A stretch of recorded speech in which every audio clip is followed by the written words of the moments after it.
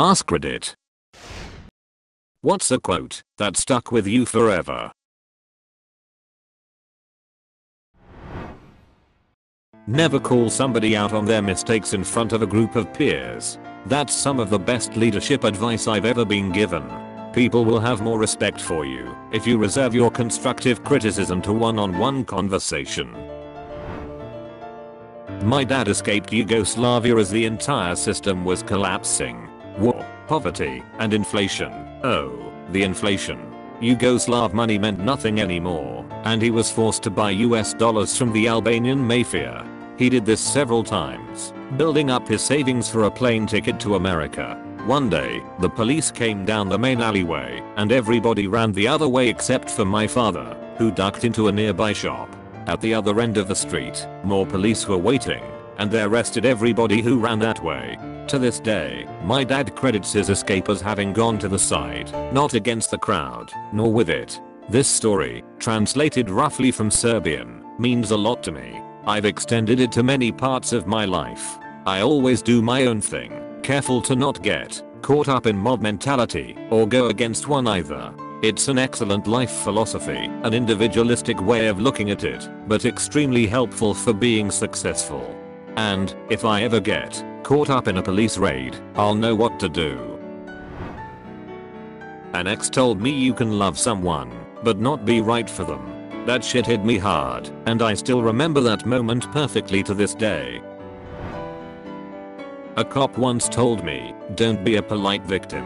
In other words, if you think a situation is inky, don't worry about insulting someone. Get out, get away, get loud.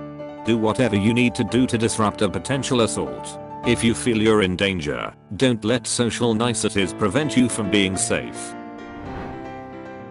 Someone didn't die, so you could live. You lived because someone chose to give you a gift of themselves. My transplant surgeon, when it was apparent I was struggling with survivor's guilt. Thank you for letting me sign your yearbook. Essen gave me a smile I still can't describe today, both sad and happy at the same time. She hadn't gotten a yearbook and was just sitting in her assigned seat while the rest of us were having fun. It really opened my young 14 years old mind to how small actions can mean a lot. Eater, wow. I did not expect this to get so much attention. Eater 2, thank you so much for the gold kind person. I'm glad you liked my post. Bonus, we were in choir together sitting next to each other, and on a few occasions I would start to nod off. She would always 1. Nudge me awake when the teacher looked, 2. Would flip my music sheets to the correct page, and 3. Would point to the part in the music if I was lost. She was super quiet, a couple of years older, and I don't think spoke English all too well. But man was she nice, and she made an impact on my life. My dad told me, if you don't ask for what you want, you'll never get it. And it's the simplest statement, but they are words I live by to this day. It applies to everything from relationships, jobs, business, just day-to-day life. It's mind-blowing. Sometimes, you're going to be the villain in someone else's story. My best bud told me this after I'd been friend dumped, and I didn't know why. Before then, I thought everyone would like me, as long as I was likable. My friend helped me realize that, even when you think you're in control, if something goes sideways and it's out of your control, you have to let it slide. I still have to tell this to myself weekly, because it's really hard to realize for someone who values being able to effect change and be liked. Growing up I was pretty annoying and obnoxious and couldn't for the life of me figure out why it was hard to make friends, and I was constantly picked on. When I was a freshman in HS and on the swim team I asked one of the seniors why everyone hated me. He responded with, it's not that people hate you, it's just, you don't let shit go. And he was so fucking right. I didn't let shit go. I let every little thing bother me, and I showed it. Of course people are gonna dig on you if they see they can get a rise out of you every time. So I started letting shit go. And wouldn't you know it, the harassment started to go away. In fact, before I knew it, I was starting to make friends and become social. If you continue to throw dirt on people, you not only get your hands dirty, but you lose a lot of ground. A guy on MDMA told me to never dance to impress, but to dance to express. Really stuck with me. Growing up, my friends and I had a game we used to play called Paranoia. Basically, you all get in a big circle, and going clockwise you whisper a question to the person next to you, and their answer has to be the name of someone in the circle and they have to answer it out loud so everyone can hear. It's then that you flip a coin, and if it lands on heads, you have to repeat the question out loud, but if it lands tails, no one will know what the original question was, thus creating a great sense of paranoia. I'd always felt extremely insecure about myself, because all my friends were extremely intelligent, all honors and app courses, award winners, scholarship offers, wealthy, loving families. You get it. They're brilliant minds, and come from kind homes. Meanwhile I'm basic, boring, bland, and average in just about every way. Never had a good relationship with my family, and never had a lot of money either. I never really felt like I fit in with that group at all. Anyway, so one night we are playing Paranoia. Some time passes, and as usual my name isn't being said at all. Finally I hear Louis, someone I had hardly associated myself with, say my name. He said it confidently, proudly, and with the utmost sincerity. It was just a simple "Oh, I feel like Andy," for sure.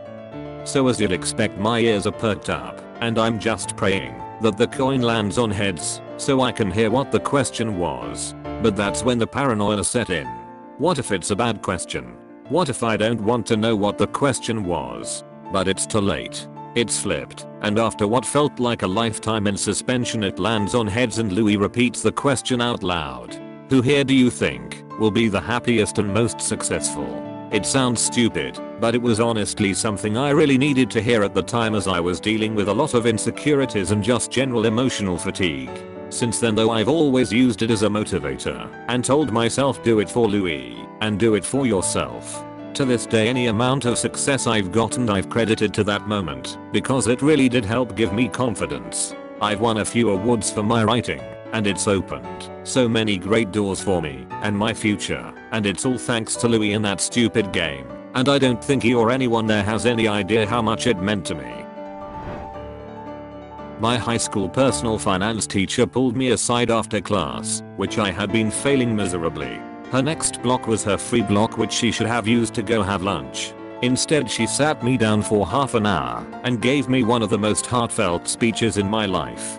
I was a very lost, very sad 16-year-old girl who came from a broken, dysfunctional home, and I didn't have much hope to continue on. She told me that I was brilliant and beautiful and full of so much potential, and that whatever I was going through I should never let it hold me back, because the people who were keeping me down would win. This woman barely knew me. I hardly ever spoke in her class, but somehow she saw right through me. She looked past my lack of participation in her class and told me if I just tried, if I just gave her something, she would pass me. And she did. I think about this moment a lot, because today I'm a mother to a brilliant and beautiful little girl who is full of so much potential, and I don't know if I would have held on long enough to have her if it weren't for people like my teachers that always saw the best in me when no one else did.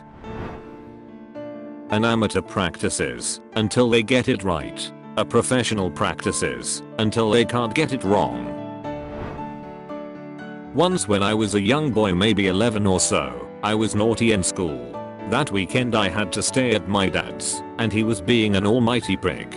Hit me, shouted at me, called me names etc. I had to go to work with him on the Saturday, and he had a French guy who was, now that I'm old enough to understand, a raging alcoholic. So here I'm being ordered round at work, being shouted at and insulted to the point where I just wanted to cry. I was hiding basically round the corner, and my dad found me and decided that I needed a bit more public humiliation, so he gave it to me. The Frenchman heard this and eventually waited for him to go off in a storm of thunder. He sidles up to me and says deadpan, "You know, in this life some people are just stupid. Don't mind them." And then he went off like nothing happened. To date it's the best piece of advice I have ever received, and one of the nicest things anyone has ever done for me. My older brother told me once, after our dog died, that no matter how sad death is, the world will keep spinning.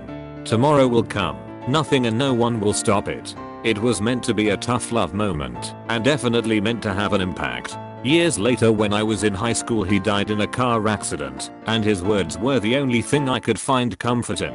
He couldn't have known a simple teach my brother a lesson type talk about our deceased pet would be what would drive me through the darkest moments of my life. Edit. Thank you everyone for the kind words and messages. Remember that it's okay to mourn and don't bottle up your emotions. It doesn't make you more of a man to not cry over a loss. Remember that even Achilles wept when his cousin died.